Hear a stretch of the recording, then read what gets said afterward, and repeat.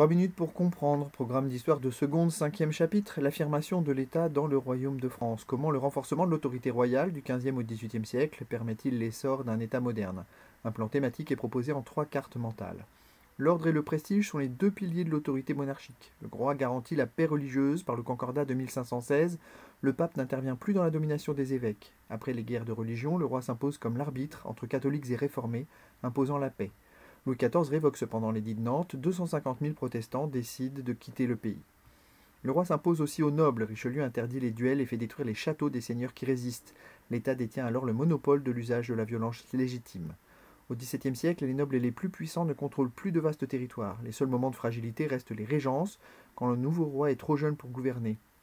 La minorité de Louis XIV occasionne la crise la plus grave, le roi en tire la leçon et domestique la noblesse à Versailles. L'extension du territoire assure aussi un grand prestige. Par mariage, par les guerres surtout, les rois encouragent aussi la colonisation, notamment dans les Antilles. Louis XIV charge Vauban des places fortes de la ceinture de fer. Les outils du perfectionnement concernent avant tout les impôts. L'impôt permanent est accepté dans le contexte de la guerre de Cent Ans. La guerre et les pensions versées aux nobles en échange de leur obéissance nécessitent d'augmenter aussi les impôts et les taxes, dont la gabelle sur le sel. Les abus sont nombreux car le prélèvement est effectué par de riches particuliers qui empochent de gros bénéfices. La centralisation administrative progresse. Depuis 1539, les curés tiennent les registres des baptêmes, mariages et décès, mais la langue française s'impose dans le domaine administratif. Les fonctionnaires sont des officiers qui achètent leur place et peuvent la transmettre. Mais les rois préfèrent les commissaires, qui dépendent d'eux directement, comme les intendants, qui le représentent dans les généralités. Louis XIV charge les Cassini de dresser des cartes du territoire national. L'État fait construire des ports, des routes, des canaux. Il mène une politique économique globale. Le mercantilisme de Colbert vise à soutenir les exportations.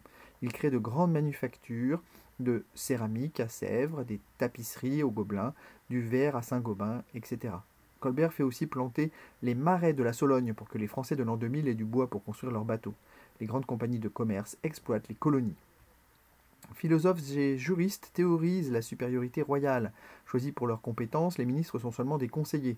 Un débat récurrent concerne le rôle des cours de justice qui ont le droit de présenter des critiques, mais le roi peut imposer sa volonté en se déplaçant personnellement à l'occasion d'un lit de justice.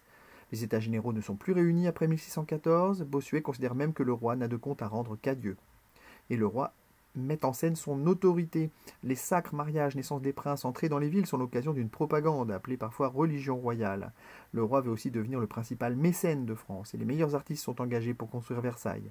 Dans le même temps, les opposants sont muselés par les lettres de cachet et la librairie. Dans la pratique, cependant, l'absolutisme connaît des limites.